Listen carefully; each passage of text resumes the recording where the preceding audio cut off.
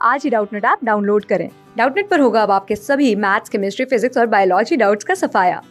बस अपने क्वेश्चन की फोटो खींचो, उसे क्रॉप करो और तुरंत वीडियो सोल्यूशन पाओ। Download now.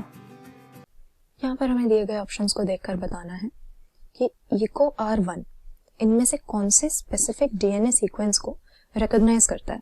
तो सबसे पहले तो हम जान लेते हैं कि इको R1 होता क्या है। ये एक तरह का एंजाइम है जो कि जेनेटिक इंजीनियरिंग की प्रोसेसेस में या बायोटेक्नोलॉजी की टेक्निक्स में हमारे बहुत काम आता है। हम जानते हैं कि जेनेटिक इंजीनियरिंग में मेनली हमारा एम क्या होता है, हम यहाँ पर लिविंग ऑर्गेनिजम्स के जेनेटिक मटेरियल को मैनिपुलेट करने की कोशिश करते हैं या उनके डीएनए में कुछ ऐसे चेंजेस लाने की कोशिश करते हैं कि हम जो प्रोडक्ट बनवाना चाहते हैं, सिंथेसाइज करवाना चाहते हैं, वो हम लार्ज स्केल पे उनसे करवा सकें। तो ऐसे में हमारी जो जीन ऑफ इंटरेस्ट है ये हमें किसी एक ऑर्गेनिज्म में से निकाल के दूसरे ऑर्गेनिज्म में डालनी होती है।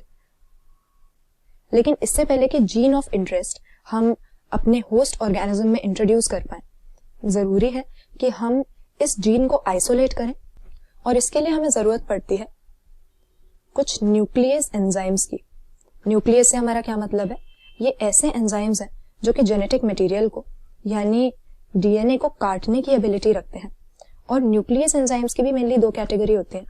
एक हमारे पास होते हैं एक्सोन्यूक्लियस एंजाइम। एक्सोन्यूक्लियस जो होंगे ये डीएनए के एंड्स पे से कट करते हैं, और दूसरे होते हैं हमारे एंडोन्यूक्लियस। ये हमारे बहुत काम के होते हैं क्योंकि सिर्फ डीएनए के एंड्स पे ही नहीं बल्कि with in the DNA, DNA के बीच में से भी कोई अगर हमें जीन काट के निकालनी है तो विद इन द डीएनए भी स्पेसिफिक लोकेशन पे ये कट लगा सकते हैं। तो कैसे करते हैं ये एंडोन्यूक्लियस एंजाइम कि डीएनए पे जब हमने इनको छोड़ दिया तो हमारा एंडोन्यूक्लियस एंजाइम डीएनए के स्ट्रैंड की पूरी लेंथ को इंस्पेक्ट करेगा और उसके बाद किसी एक पर्टिकुलर पॉइंट पे ये कट लगाएगा। तो हर एक हमारे एंडोन्यूक्लियस एंजाइम का जो ये लोकेशन होती है, स्पेसिफिक लोकेशन जहां पर ये कट लगाता है, वो इसका रिकॉग्निशन सीक्वेंस कहलाता है। क्योंकि ऐसा नहीं है कि रैंडमली हम किसी एंजाइम के साथ डीएनए को डालें और ये किसी भी रैंडम लोकेशन पे डीएनए को काट देता है। हमारा हर रेस्ट्रिक्शन एंडोन्यूक्लियस एंजाइम एक पर्टिकुलर सीक्वेंस को डीएनए के अंदर रिकॉग्नाइज करके उसी जगह पर हमेशा कट लगाएगा। तो हमारा इको R1 ये जो एंजाइम है ये भी रेस्ट्रिक्शन एंडोन्यूक्लियस की कैटेगरी में आता है। इसका नाम हमने इको R1 क्यों रखा है, क्योंकि हमने इसको ई कोलाई से ऑब्टेन किया है।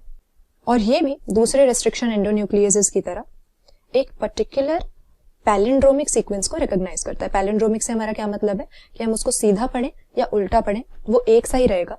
तो 5' से 3' के डायरेक्शन में GATTC ये हमारे eco R1 restriction endonuclease enzyme का स्पेसिफिक डीएनए सीक्वेंस है जहां पर डीएनए में वो कट लगाता है, या उसका क्या है, उसका रिकॉग्निशन सीक्वेंस। तो पर्टिकुलर पूरे डीएनए की लेंथ को देखने के बाद जब ये बेस पेयर्स का सीक्वेंस उसको मिलता है डीएनए के अंदर, उसी जगह पर वो डीएनए को काटेगा। और यहाँ पर हम इमेज में देख सकते हैं ये हमारा GATTC, फिर दूसरे कॉम्प्लीमेंट्री स्ट्रैंड पे उल्टा जब हम पढ़ते हैं तो अगेन ये भी GATTC ही बन रहा है। और यहाँ पर इसको रिकॉग्नाइज करके हमारा एंडोन्यूक्लियस एंजाइम, जैसा कि हम देख सकते हैं, इसने इसको काट दिया और यहाँ से स्टिकी एंड्स ये प्रोड्यूस हो गए। इस तरह से डीएनए अलग हो गया या क्लीव हो गया। तो सही आंसर इको R1 एंजाइम के रिकॉग्निशन सीक्वेंस के लिए हमारा ऑप्शन बी हो जाएगा। कौन से पैलिंड्रोमिक सीक्वेंस को ये रिकॉग्नाइज करता है बेस पेयर्स के, GATTC, इसका वो स्पेसिफिक सीक्वेंस है और हमेशा ही ये एंजाइम डीएनए में वहीं पे कट लगाएगा। क्लास 6 से 12 से लेके नीट, IIT, JEE मेंस और एडवांस के लेवल तक 10 मिलियन से ज्यादा स्टूडेंट्स का भरोसा। आज ही डाउनलोड करें डाउटनेट ऐप या व्हाट्सएप कीजिए अपने डाउट्स 8400 400 400 पर।